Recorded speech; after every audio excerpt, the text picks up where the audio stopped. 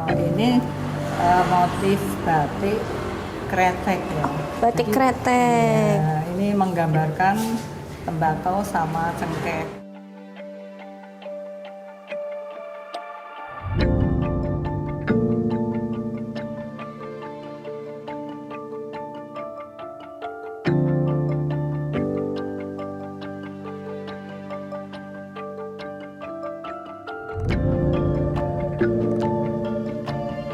Batik Lasem seperti apa, Bu? Di tiga negeri.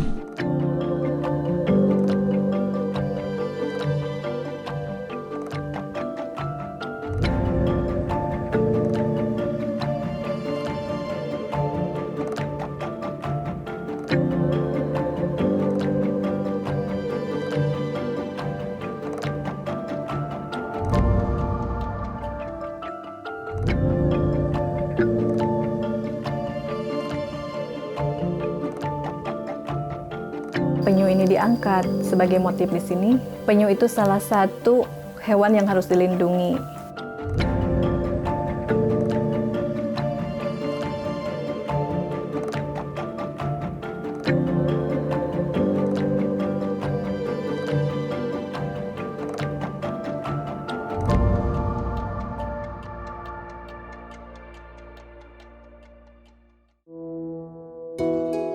Tak hanya dikenal sebagai kota kretek dan kota santri, Kudus menyimpan karya dalam goresan liukan canting, membentuk pola hingga menghasilkan warna dalam sehelai kain.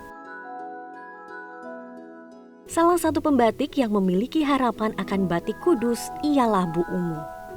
Ia mengajarkan generasi penerus bagaimana membuat pola, membatik tulis, hingga batik cap. Saya pun melihat langsung bagaimana anak-anak ini dengan telaten, ulet, dan tekun dalam belajar membatik. Ya, kalau ini motif batik kretek ya. Batik Jadi, kretek. ya, ini menggambarkan tembakau sama cengkeh. Oke, ini. Kuntum bako berbunga sama kuntum cengkeh. Oke, jadi disebutnya batik kretek. Batik kretek. Ini tuh untuk dijadikan batik tulis. Betul. Benar. Oke, berarti dari sini proses selanjutnya apakah Di sini ditulis dicanting ya. langsung dicanting? Ya dicanting seperti ini. Ini sudah ada pola-polanya, sudah tahap kedua. Ini sudah tahap kedua. Iya. Kok tahap pertama seperti itu, betul ya. Ini di sini. Jadi pertama itu ditutup warna hijaunya dulu. Setelah itu dicelup lagi mendapat warna coklat oranye, baru tutupan yang kedua. Tuh. Istilahnya batik itu bironi ya itu. Bironi. Bironi ya betul. Sampai jadi biasanya berapa kali proses pencelupan, Bu? Pencelupan kalau batik tulis, kalau memang tidak pakai colet, itu minimal 4 kali, Mbak. Minimal. Minimal. 4 kali. Karena batik tulis itu memang harus kaya warna ya. Kalau cuman satu warna, 2 warna, kayaknya kok masih sepi gitu. Harus menonjol warnanya ya, Bu ya. Harus kelihatan motifnya betul-betul motif yang dimunculkan itu apa. Kalau untuk proses cantingnya itu butuh waktu berapa lama biasanya, Bu? Kalau seperti ini ya kain panjang, sampai penuh ya, sampai isen-isen gitu, biasanya 3 minggu atau 1 bulan. Baru nanti ini karena alusan, Mbak. Alusan Istilahnya tuh? Batik yang halus gitu, bukan yang kalau yang ada kan batik yang kasar gitu. Kasar itu lebih cepat. Kalau ini kan pakainya canting paling yang setengah, nomor setengah gitu. Kalau yang ini tadi Mbaknya canting 0. Yang Super tipis. kecil. Lubangnya itu kayak jarum. Oh, jadi untuk motifnya pun lebih detail ya, Bu ya. Detail gitu. Oke. Kalau ini pakai setengah. Baik, Jadi lebih cepat sedikit. Tapi itu pun masih agak lama ya karena halus itu tadi. Dan pembatik-pembatik saya itu kalau nyanting sampai tembus, Mbak. Oh, sampai belakang. baliknya, betul. Jadi nanti ketika diwarna itu kelihatan bagus semua dari permukaan sampai baliknya itu bagus-bagus semua. Gitu. Nah, kalau ini tuh cap ya, Bu? Iya. Kan saya ngeliat seperti ngecap Ini gitu. batik cap. Batik cap itu batik yang di capnya itu sudah bergambar. Jadi sudah ada motifnya. Dicetakannya itu ya, Di sudah cetakannya motif. itu. Iya. Jadi misalnya motif bunga anggrek gitu ya gambarnya anggrek gitu. Berarti lebih cepat dong ya, Bu ya, Lebih pembuatannya. cepat, betul. Karena tidak perlu menyanting kecil-kecil satu-satu gitu. Nah, kalau baju yang saya pakai ini kan batik Kudus juga ya, Bu ya? Iya, betul. Ini Bikinan saya. oh, bikinan Bumu ini. Oh, alah. Ini motif apa ini, Bu? Motif dahlia. Oh, ini motif dahlia. Iya. Tapi ini batik tulis atau batik cap Ini nih, Bu? juga batik cap, Mbak. Oh, berarti ada ininya. Apa bentuk capnya ya? Ada capnya. Nah, ini Mbak capnya. Oh, ini ya, Bu ya, pas di sama sininya. kan? Oh, Oh ya.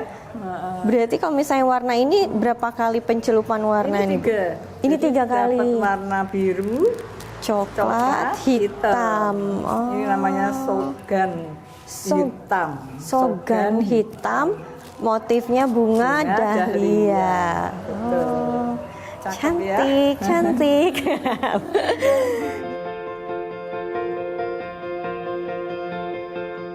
Perjuangan melestarikan batik Bu Umu disambut dan dibina oleh Bakti Budaya Jarum Foundation sejak tahun 2011. Hasilnya, ragam karya Bu Umu ini dilirik desainer kondang Indonesia, Denny Wirawan, untuk dirancang dan dipadu-padankan dalam berbagai kesempatan. Contohnya saja untuk karya koleksi Batik Kudus 2023-2024 yang akan diselenggarakan di Rumah Adat Yasa Amarta.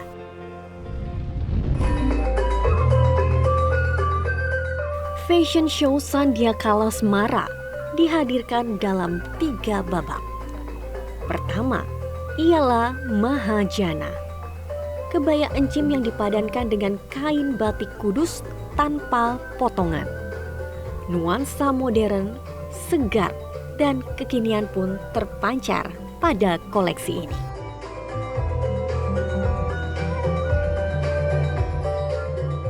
Saya pun menyaksikan bagaimana kenangan di masa lalu tentang kejayaan batik Kudus.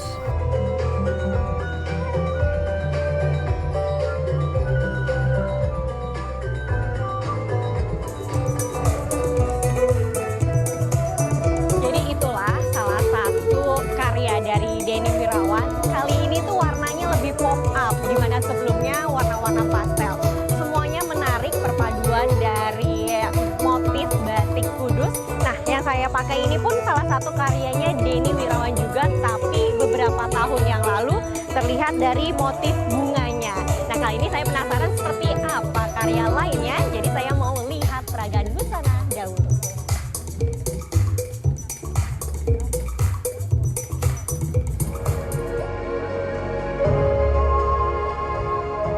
Babak kedua bertema Asmara Dana.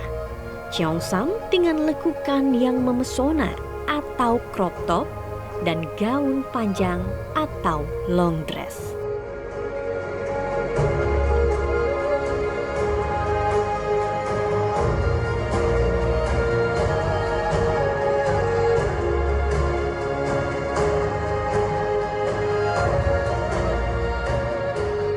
Asmaradana terinspirasi dari kebangkitan industri di Tiongkok pada tahun 1920-an.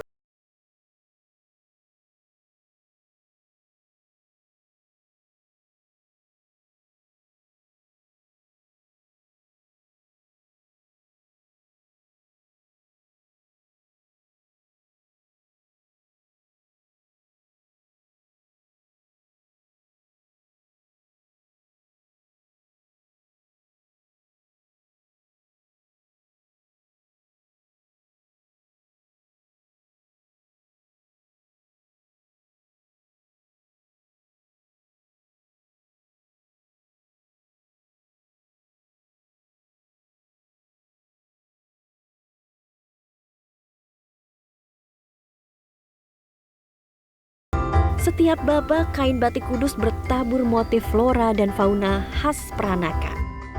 Seperti naga, phoenix, burung hong, kupu-kupu, bunga krisan, asteria, lotus, dan peoni. Sedangkan warnanya dominan warna pastel serta warna-warna tradisional Tiongkok seperti merah, kuning, dan hijau.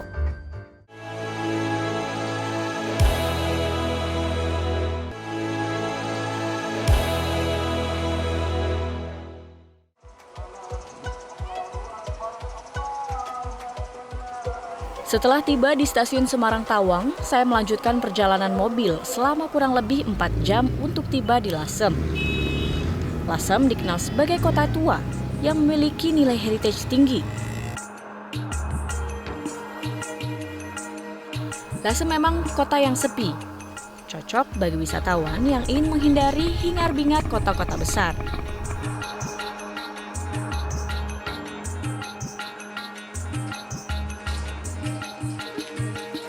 Setelah berkeliling desa Karangturi, saya menemui Mas Pop, penggagas Lasem Heritage Trail. Biasanya Mas Pop akan menemani wisatawan yang ingin berkunjung ke rumah-rumah kuno dan bersejarah di Lasem. Karena tidak semua rumah bisa dikunjungi wisatawan. Wah, sampai juga. Halo. Halo, Mbak Gadis.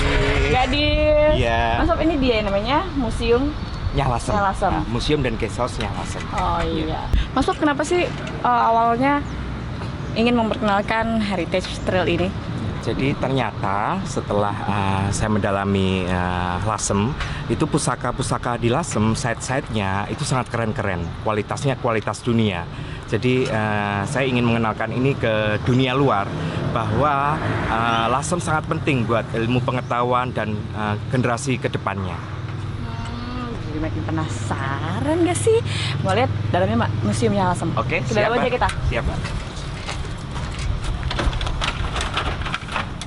Museum Nyalasem ini menyimpan histori perusahaan batik Tio Swansin dan barang-barang antik koleksi keluarga yang sudah diturunkan hingga generasi ke-7. Dari mesin jahit, cap membatik, foto-foto keluarga, hingga dokumen surat menyurat dalam berdagang. Ini ruang perusahaan batik dari Om Santio. Om Santio, maaf. Ini ada teman baru Om Santio. Selamat datang. Gadis. Inilah surat menyurat yang dimulai oleh kongco saya dengan tulisan masih beraksara Mandarin. Dan ini mungkin Sampai nggak kebaca ya, Om ya? Ini tulisan tangan beliau. Tahun berapa kemungkinan. ini? Nah ini kemungkinan sudah tahun 1890 lah. Oh, 1890 Ya. sampai awal 1900 ya? Iya. Nah, ini dia jawaban kenapa namanya Museum Nyalasem. Selain menyimpan koleksi keluarga dari turun-temurun, Om Santio juga merekam jejak para perempuan di Lasem, nyonya-nyonya Lasem, yang memiliki peran penting di Lasem ini. Seperti ada pembatik, lalu ada juga pengusaha tahu, ada juga di sini bahkan pengungsi peperangan tahun 1942 sampai 1949. Om Santio mengingatnya ini menjadi sebuah kenangan dan penghargaan terhadap perempuan.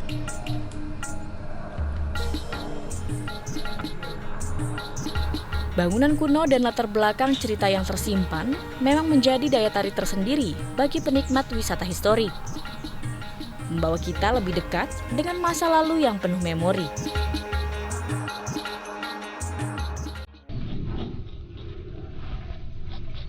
Bicara soal Lasem, tak bisa lepas dari mahakarya para pembatiknya. Batik Lasem adalah cerminan batik ala Peranakan. Warna merah menjadi warna khas daerah ini.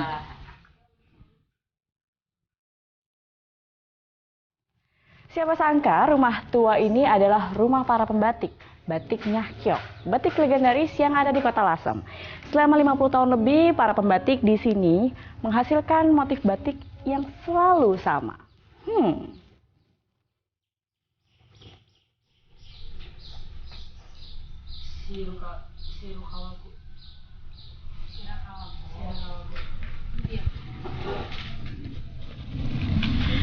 Nah, ini dia proses pembuatannya. Ini dengan bulas ya, Bu. Bu, ini nama motifnya motif apa sih, Bu? Ini tiga negeri niki sisik Gunung Ringgit Preng. Gunung Ringgit Preng. Iya.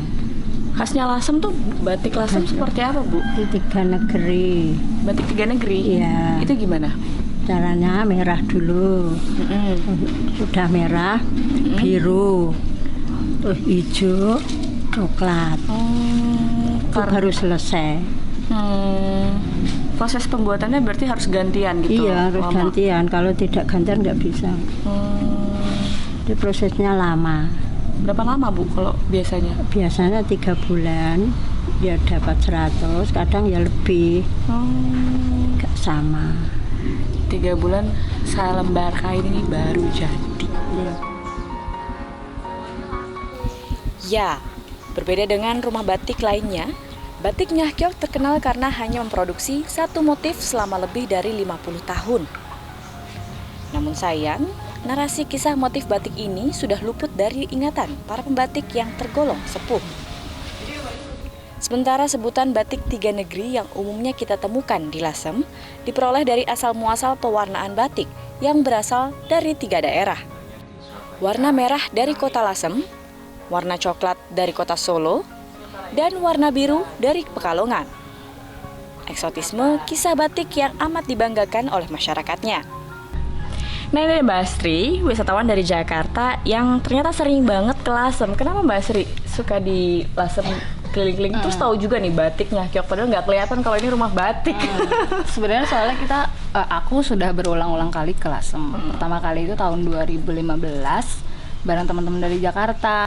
Kita cuma mendengar, oh ada daerah namanya Lasem. Ya, terus penasaran ke sini, akhirnya malah jatuh cinta banget karena belum banyak orang yang tahu ya. Di sini tuh selain lanskapnya ada bukit, ada pantai, juga heritage-nya tuh kental banget. Mulai dari batik seperti ini ya, batik tiga negeri, Gunung Ringgit Pring.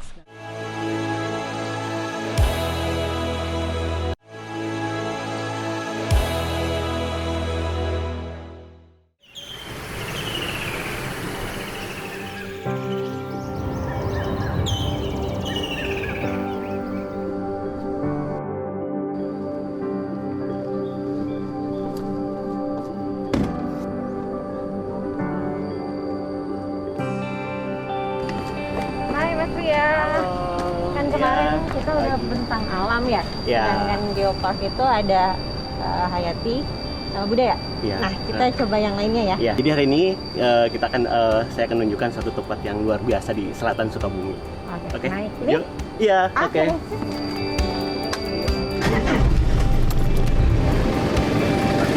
Penginapan kami ternyata memiliki fasilitas safari. Kami pun akan naik mobil off-road untuk melihat unsur geopark selain air terjun. Perjalanan menyusuri kawasan Geopark Ciletuh sungguh menyenangkan. Hamparan sawah yang sangat luas, begitu asri adanya. Jadi hari ini kita ke Batik Kalindra. Batik khas Pajampangan di Sukabumi Selatan. Dari unsur budaya, Geopark Ciletuh memiliki batik Pajampangan dengan ciri khas batik tulis motif tukik atau anak penyu dan karang bolong. Motif tukik ini memiliki nilai konservasi dan edukasi. Sebagai salah satu ikon Kabupaten Sukabumi, dahulunya telur penyu kerap diperjualbelikan. Melalui batik inilah diharapkan telur penyu dapat dijaga dan tukik dapat dilepas liarkan untuk keberlangsungan hayati.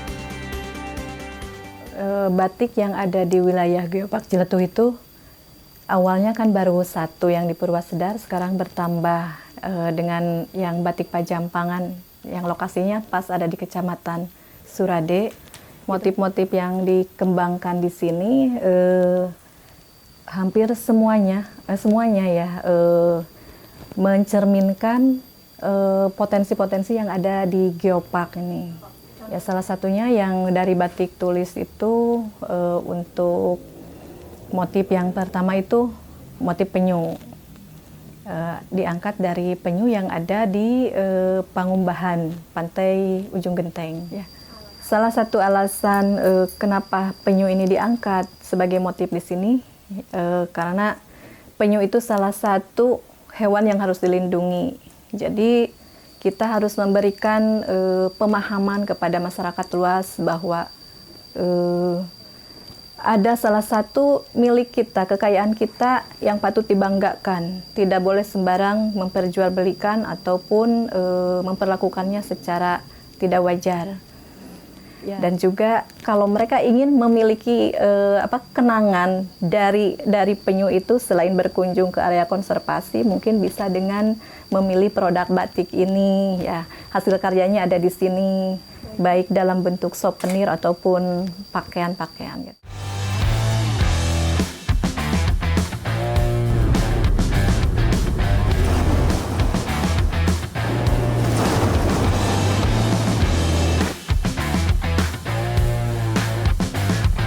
Perjalanan kami lanjutkan menuju konservasi penyu.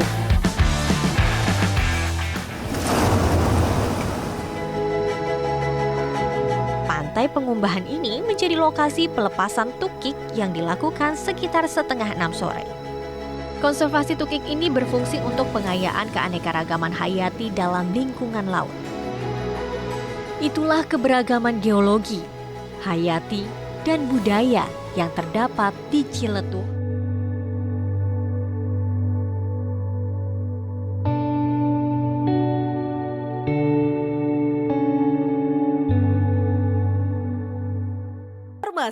Download Metro TV Extend sekarang.